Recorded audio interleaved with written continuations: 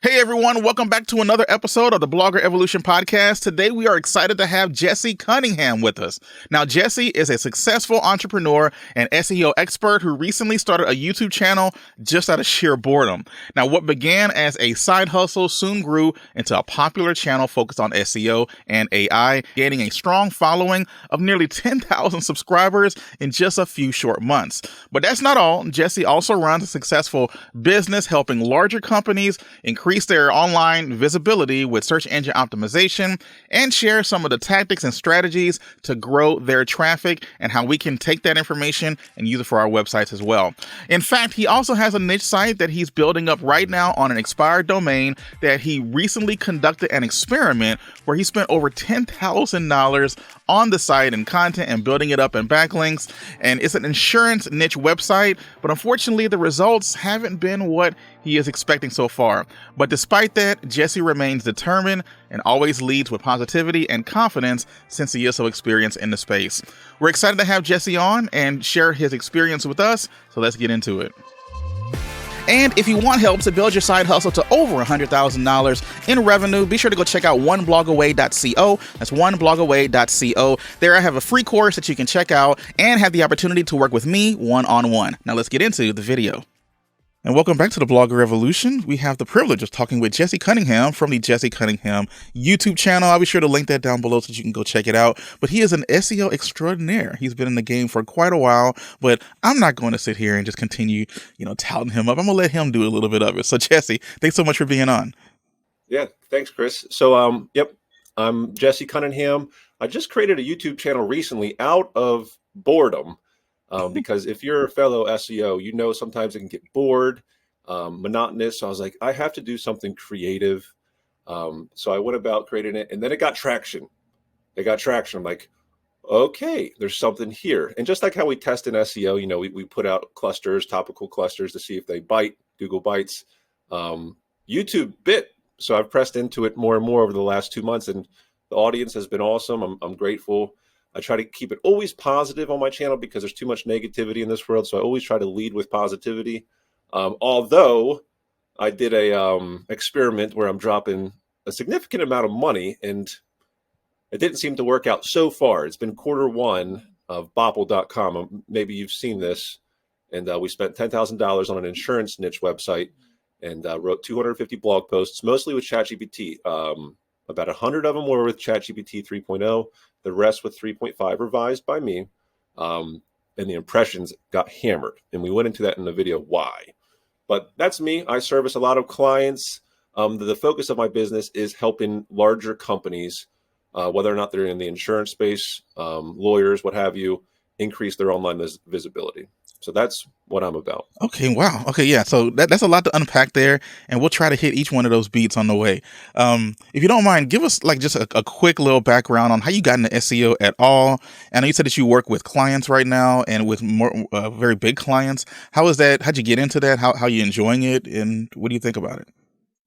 Yeah, so I think it started in high school. I was lucky to have some cool teachers who were legit programmers. I was never good at programming. We did JavaScript, but it introduced me to the space. And then we did have a web class to create HTML websites, and then we had Dreamweaver and all these cool things. Yeah. Mr. Mosier, I think his name was. But from that, I was a carpenter around 18 years old for 5 years. I did odd jobs. I moved to Hawaii. I met my wife out there. But throughout this whole experience, I've always gravitated towards business owners.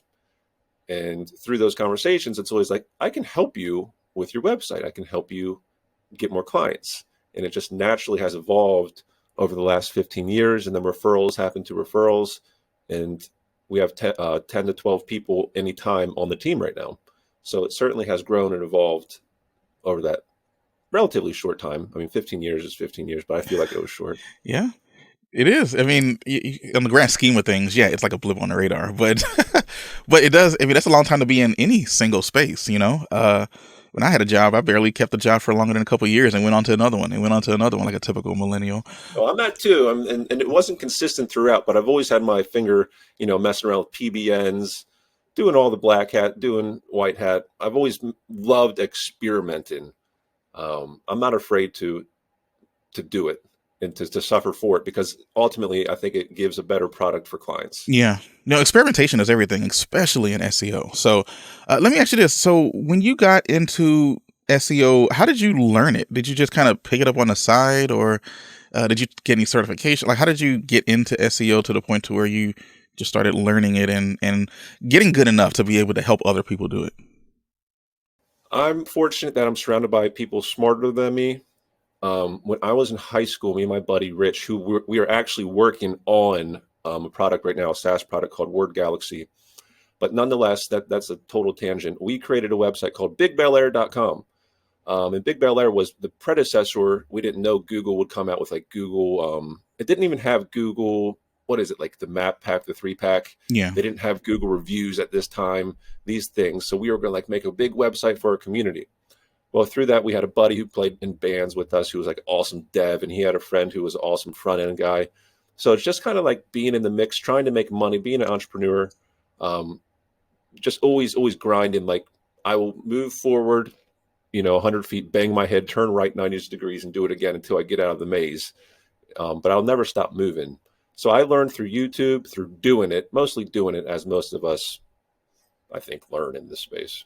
Yeah, no, that's the best way. It's if you anytime you try to, just listen to everybody else, you follow that influencer, excuse me, and then just try to put together your own thing.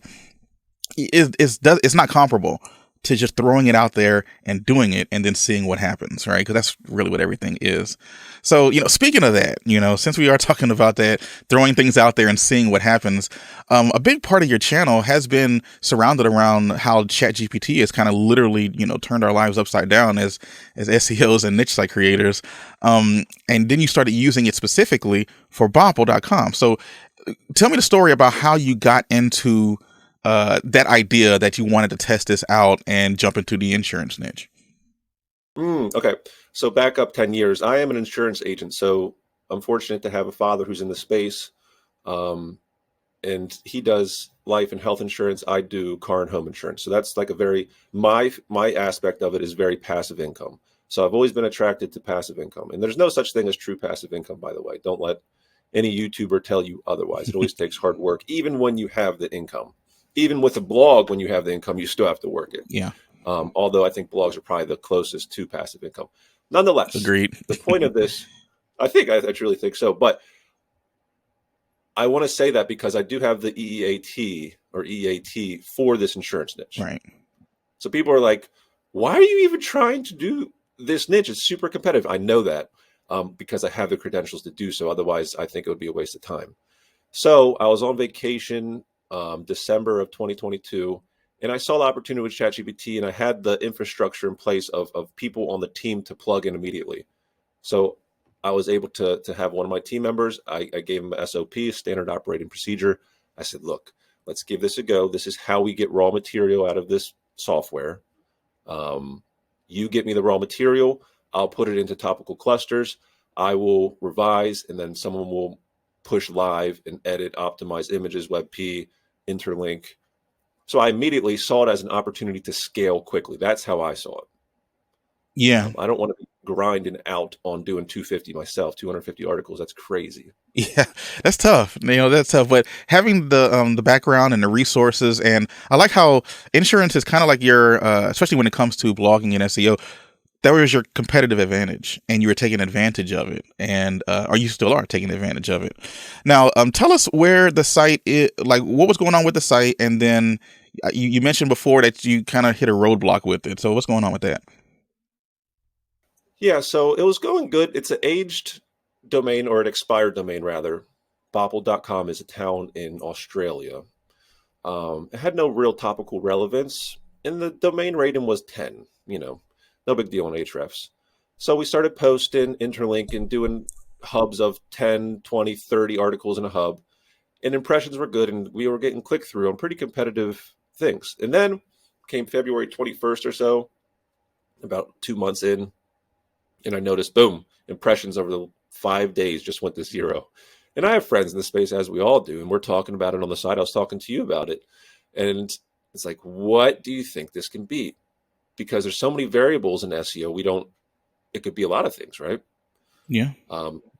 But whittled it down to most likely I purchased backlinks, and I'm not afraid to say so. And one of them was a high domain rating of 77, and it coincided with that purchase 2 days after when I think it got caught by Google. They know it's a backlink farm, new website too aggressive. I can't absorb the toxicity on my website. That's my current theory. Now, it could just be a new website and we're going through the struggle of a new website, but I don't think the backlink on that specific one helped. Yeah, and that makes sense because, gosh, that must have. How did that feel when you saw the the impressions just tank on the site? First, it was embarrassing because I'm doing this in public. The first video got 16,000 views. I'm like, I'd much prefer to have a success story like, this is awesome, look at me. But I talked to my wife about it, and I think being transparent has more value than being the person who pretends they own a Ferrari but merely rents one for a day to do an Instagram shot. You know, so this is real SEO. We all fail. I think Matt Diggity says you need to be right about 70% of the time to be a good SEO. Yeah, and that's a pretty good odds too, in my opinion, right? That is super good. Yeah, that's a good odds. All right, so let's look back at Bopple.com, and you mentioned that you had paid for a couple of links, and you got one, and you said it was a link farm. Did you know it was a link farm, or was this after further investigation? So I have processes in place to push all my potential buying of links through a sieve, more or less. This is all still in theory. We don't know for sure. Yeah, This website gets 1 million views. I'm pretty sure 1 million. organically. Every bit of 500,000 a month. Yeah, Now, and I also push it through Ahrefs and I look at toxicity. So I already did my work. Out of every 30, I would say, websites I have opportunity to backlink with, only one might make the cut. Hmm. So I did my homework. I haven't used this particular website before, but it was in the insurance niche partially. It might have had to do with the anchor text I used as well. I unfortunately had it pushed to the cold call-in lead portion of the website. So leads, Google already knows, like, that's a high, cost per click aspect of insurance, and it's very spammy as it is. That probably didn't help either. I probably should have pushed it to some vanilla car insurance article. Yeah, gotcha. I didn't mean to interrupt you. No, Okay. I'm just thinking through it right now. This is still fresh. Well, let me ask this. So, how do you mentioned that you put the backlink through a few checks and balances to make sure that it passed, and that you have a pretty rigorous, way of deciding. What is your exact process, if you don't mind sharing, on how you vet a link before you, give it a good thumbs up and go through with the process of getting the link? So I would merely open a website to see, does it look spammy, right? Let's just look at the homepage. Furthermore, let's look at its sitemap and see what's recently been posted. Is it crypto stuff all over the place? Is it, things that we don't want to be associated with? Is it sketchy? And then you push it into Ahrefs, at least I do. And I look at the backlinks to it, as well as the traffic, relative keywords. Have they gotten penalized anytime recently? Do they look like they may be in the process of getting penalized? Penalized meaning that they're in Ahrefs is the orange line. You can see keywords. You can see some websites just tank. So that's kind of how I vet it. That's the top level process. You can go further, and you can actually, this is kind of like a cool thing you can do. You can look at other blog posts, and I'm sure a lot of people know this. Look at a fresh blog post on one of these websites and figure out who purchased that. Go to their website and look at all their backlinks. Now, all of a sudden, you have a list of all these websites you can purchase backlinks for, and you can find some gems. But then you need the resources to reach out to these websites to get the backlinks. Yeah, that's true. That's true. Now that's a pretty good process there, because backlinks is tough. Like, a lot of, especially when you go, especially on YouTube, right? Everyone, there's a lot of very popular blogging, influencers, for lack of a better term, who just are like, no, just great content, no backlinks at all, and because of that, I think it's kind of created a culture where people are like, ooh, dude, backlinks, I don't want to do it. And it has. And Google also creates that culture because it kind of games their system a bit. They don't want that to happen. Yeah, and no matter what they do, they can't really get away from it, to be honest, on making backlinks so important. I think they were close, and then ChatGPT came along, and then they're like, oh, gosh, we have to focus on this now. Yeah, because if everyone's pumping out pretty much the same content from the same GPT model, then the only differentiator, in my opinion, has to be links. You know, but Right? yeah, it has to In be. EEAT. Yeah. Now, in regards to Bopple, do you think there was a difference because it was an expired or the domain dropped at one point versus it have been aged and never dropped? Or do you think that has anything to do with it? So I have websites personally that I may or may not bring into the public one day, but I have ones that I purchase straight new domain, you know, and then I have ones that are truly aged that never dropped, that are DR 29 plus. And we rebuilt it before transferring it over. Both of those have performed better than Bobble. I don't know if it's because of it's an expired domain. I think I was just uber, uber aggressive. Yeah. I mean, if you look at the backlink profile, we have some insane backlinks. We have Business Insider, we have Insurify, we have all of these insurance specific backlinks that are super hard to get. But still, yet, I think it was just a bit too aggressive on the quantity of posts. And then the question mark is, did this get penalized because Google's onto us for ChatGPT? Which, believe it or not, I don't think so. Yeah, that actually was going to be my next question. How much? I mean, yeah, I know you just said that you don't think it's ChatGPT and the content there, but how do you know for sure, or do you know for sure? No, definitely not. But I do experiments with clients too, with their consent, because we want to speed up their processes too. We want to create. He who creates the most good content kind of wins in this space, right? Mm-hmm. If you can bust out more content, you're going to do well. So we're mixing in ChatGPT articles to existing hubs, to new hubs we're creating with real writers, and the ChatGPT stuff ranks right in the middle of the pack with everything else. And I've done stuff that I didn't even edit it. I didn't even edit it. And we're talking. Keep in mind, I'm an insurance guy. I have clients in the insurance space. Law. These are highly competitive spaces, and it still works. I don't think Google's spending the resources. I watched your last interview. With was he the creator of Originality? Yeah, that's Crazy. John Gillum. So John was saying that there was a diminishing return upon 75% score, originality score. Mm-hmm. He said he noticed a trend. If you can pass 75% on his tool, like the content is 75, he saw a trend like after that point, it's not worth it. But if you can get up to that point, then you're in the mix. You remember that was on the tail end of the conversation. Yeah. He mentioned using originality.ai, which is the AI content checker. That there's like a confidence score that it gives you after it runs whatever you throw in there. And he mentioned if it's 75, you should be okay, because when they were running their models or whatever, after it got past 75, it just started dipping. Right. And so he kind of got to the point to where he could confidently say if you can get a score of 75, that's probably good enough for Google. Which is interesting. And that tool is insane. I would love, I mean, a dream of mine. We're building this, it's called Word Galaxy, this SaaS program where it's one-click creation of blog articles. I was thinking to myself, what if we can embed originality in it, like an API connection with his tool to our tool, so users could see, have we hit the 75% mark? That would be cool. Yeah, I think that's important for SOPs and everything, because now you can tell someone, hey, when it gets to 75, you're done, move on to the next step. Let me ask you this. What's your process of using ChatGPT to like I guess from the whole thing of getting the content out there? So take us from idea to hitting publish on the article. Starts with keyword research. I think the majority of an SEO's worth comes from keyword research to identify where to shoot. So if you do have a team behind you, and keep in mind, this doesn't have to be an expensive venture, because you can get awesome people from around the world, where the American dollar goes really super far. But with that said, I identify clusters.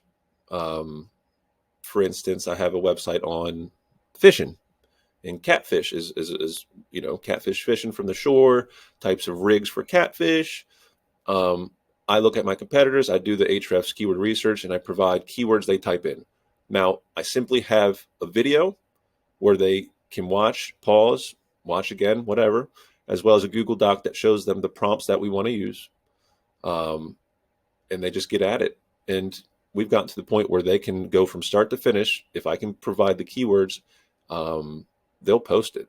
I don't have to touch it at this point. Nice. Nice. So just to kind of go through that, so you come up with the idea with the keyword research. So you try to figure out what article you want to write, and then you provide the prompts with a video and a Google Doc, basically showing them how to do it step by step.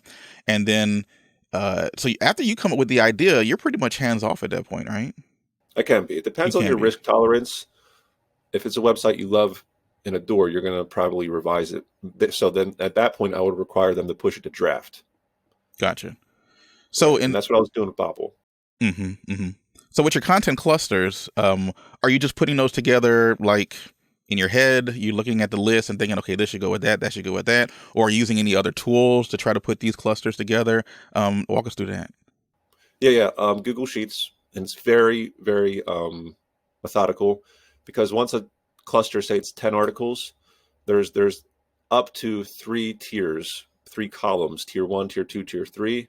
And it's like a web of content. They all touch and connect rather to each other. Once the hub is done, that person working it will go back and interlink them all in a methodical way, based upon what Kyle Roof believes and some other SEOs. But I will say, when you publish something new and you have an existing like bulk of articles, I encourage you to use a tool like Link Whisper to get some inbound links to that new article. Another tip is to index it on Google Search Console, because you can expedite this whole indexing thing by months, especially if you have a new website. Yeah, I agree. I always tell people to use it. You get to a point to where once the site you're adding content consistently to the site, that Google's bots are coming back regularly to your site anyway, but you got to get it there, right? They have to trust that they can spend their resources to crawl your site versus someone 100%. else who more deserves it. All right, cool. So, how big are your clusters usually? And are you doing like a hard silo kind of thing, or are you kind of more, you don't mind linking out to somewhere else? Good question. Maybe you can help me. I've always been wishy-washy on like pictures. I've often, and I did this on Bopple for 100 posts. We had cool pictures from insurance relevant sites, and we're doing external links out. Mm-hmm. But one of my buddies was like, Jess, don't do that. You're going to get sued.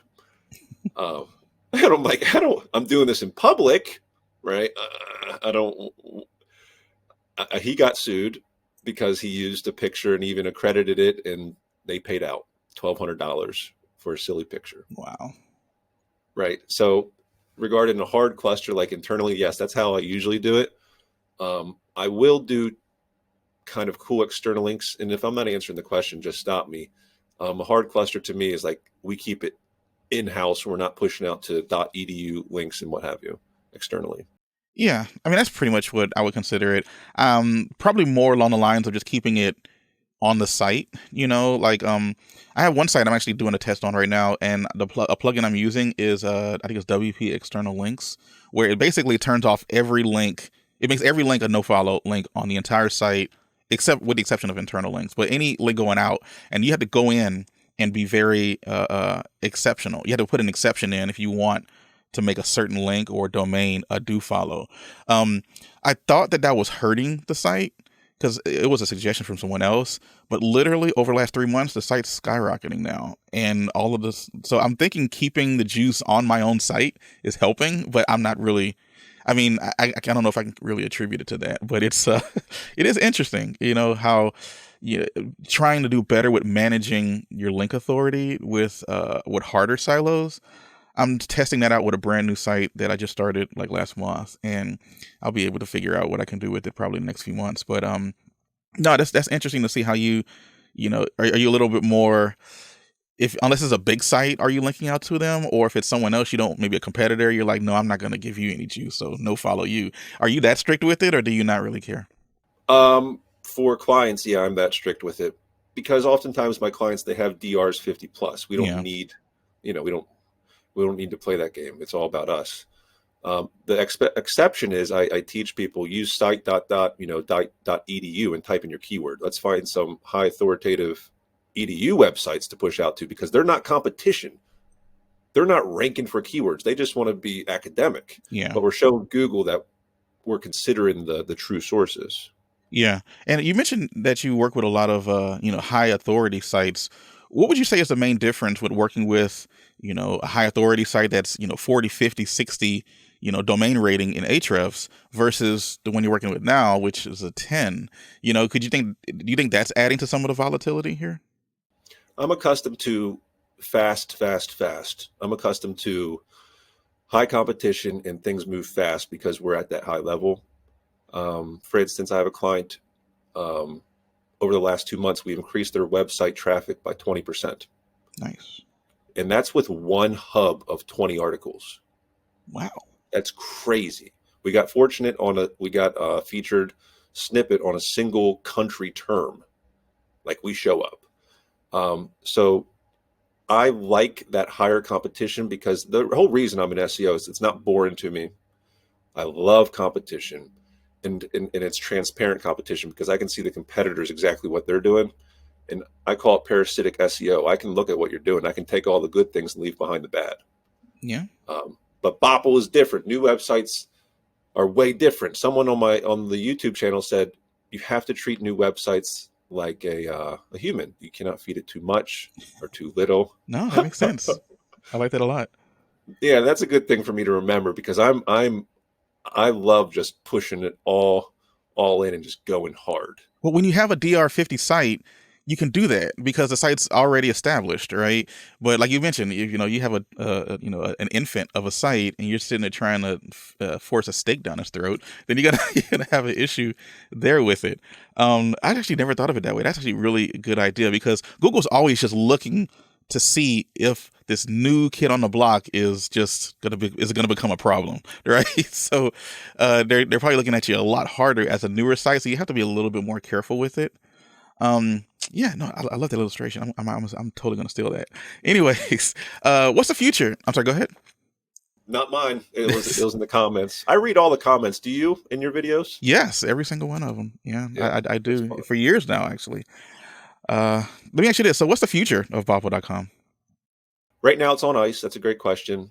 We spent 10 grand in Q1. I am building the SaaS thing as well as other things. Quite frankly, doing 1,000 blog posts was wearing me down. Like, that was the goal initially. So I'm going to put it on ice. I want to see some traction. I've had success seeding websites in the past that are just regular websites, and then we have traffic. I was working on one yesterday. So let's see if Google gives us some love before dropping another significant amount of money on it. Yeah. That's a great way to look at it. It's that sunk cost analysis, right? When you're looking at it that way. Let me ask you this. So let's just say that you are, a lot of our audience are newer bloggers. They're just getting started, and you're working on a site for a long time. And a long time, I should say. I'm doing the air quotes for everyone on podcast. So you work on a site for a long time. Let's just say 6 months. You just been putting your nose down. You're sitting there creating articles. What type of key performance indicators would you be looking for to justify continuing to work on the site? Impressions when starting out, because we just want to see if Google is serving, even if it's on second, third, fourth page, is Google serving our pages to potential users? That means that Google is showing us love. Don't get caught up with clicks. I want to get 50 clicks so I can qualify, or 50,000 per month to qualify for Mediavine. No, focus on impressions. And then here's the key, because SEO is all about testing. Figure out where Google's showing you the most love, and then build out, crystallize underneath that, and support that specific article with a topical cluster. Yeah. Don't get discouraged. I'm not discouraged with Bopple. A little embarrassed because I prefer to say it's a victory. But this is typical stuff. No. Yeah, that makes plenty of sense, and I like that idea of just focusing on the impressions. Sometimes I'll be working with someone and they'll show me their clicks from one month to the next month, And you'd be like, man, it's still very little clicks. But then you'll do the percentage increase, right? And when the numbers are smaller, the percentages can normally be bigger. You're like, man, I only had 50 clicks last month. This month I only got 75. I'm like, dude, that's a huge increase, when you look at it the percentage wise, right? Because it's not going to always be peaches and rainbows as you're creating your site. But looking at the impressions is probably a really good one. Is there anything else, or really that's your main thing you're looking at? And people have to, if you're a new blogger, realize one page, one blog post, literally one blog post can constitute 10,000 clicks a month. Yeah. So you could have just a handful of really good blog posts that you supported well. Yet again, going back to topical clusters, that could be your whole income. Now, that's not a good diversified approach, but sometimes it happens that way. So realize success can happen pretty quick if Google grabs a hold of one of your articles. Now, when that does happen, you mentioned like maybe leaning more into it because Google obviously likes you for that particular topic. Are you doing anything other than just writing more supporting posts, building maybe a further topical map or something? Or are you hitting other topics? What would be your strategy there? Right. That's a great question. When you have a really successful blog post, sometimes it's scary to edit it, right? We don't want to, you can really mess that up if you go in and edit it. But an opportunity is to go in and edit it and link to another kind of tangent aspect. Let's say you have success with a Monstera delicioso plant. You're ranking number 1 for this, pulling in 10,000 views a month. Well, there's other variants of that type of plant you could talk about, or how to care for it, or whatever. Take the successful article and link out to one that you're trying to make successful as well. Don't be too aggressive. And then I see it as a war. If that Monstera topic is a huge constitution of your traffic, you need to see it as one castle. You need to build a moat around it. You need to fortify your defenses. Because if I see your website is ranking number 1 for this and you have low DR, I'm going to take it from you. Licking your chops. Exactly. I'm going to take it. So what you have to do is you build out supporting articles to it, so someone like me or you cannot just come on and easily take it. Yeah. No, that makes sense. I like that analogy of building a moat around it, but a lot of times people use that moat analogy when creating backlinks because you want to just make it a little bit harder for someone else to come after you. But I never considered it the other way around because I think we do sometimes underestimate the power of our own websites in terms of linking to an individual page to help prop it up, show Google what the important pages on our site happens to be, So no, that's really powerful, and I do use Link Whisperer. I think it's an amazing. Yeah, it's a cool tool, right? Oh, it's a great tool. Yeah, I love it. I use it probably all the time. Probably all the time. One of the most used ones that the domain report it gives you is pretty awesome too. Make sure you don't have any orphan posts or anything like that. Yeah. Good stuff. But look, I know we only got a couple more minutes. Where can people keep up with you, Jesse? Talk more about talking more about the Bopple.com case study that you're doing online. Where can people find you? Yeah, so YouTube's the easiest. Having fun there. I try to keep it fun and positive, so check me out there. In our community tab, I'm doing you can do text updates. Mm-hmm. We have a free to use tool right now that it's a one-click. You can create an article, blog article, 2,500 words. Right now, you need an OpenAI key to do it. We are refining it. We are going through, this is the alpha stage. I need people to use it and give us feedback to make it better. How could we improve your life with this tool for bloggers? The average cost is like 5 cents per 2,500 word article. Wow. Yeah, because you're using OpenAI's tokens. Whereas most tools, you have to pay the person who created it $50 a month to use 50,000 words per month. But right now it's an alpha status. Go check it out. But YouTube is the coolest. I try to do 2 videos a week and have fun with it, Yeah. So to find that tool, just go to your YouTube channel and click on the community tab. Yeah, and I'm always doing updates on it. All right. So go check him out, everyone. Jesse Cunningham. Make sure you put Jesse Cunningham SEO. I found there's a country singer named Jesse Cunningham, and Nice. His stuff kept popping up when I was searching it. But if you put Jesse Cunningham SEO or ChatGPT or something online related, 99% of the time, Jesse's channel will pop up. So thanks so much for being on, Jesse. I really do appreciate it. Maybe we can have you back once Bopple explodes. Oh, I'll love it. But yeah, thank you so much, Chris. Thanks for having me on. Yeah, no problem. See ya.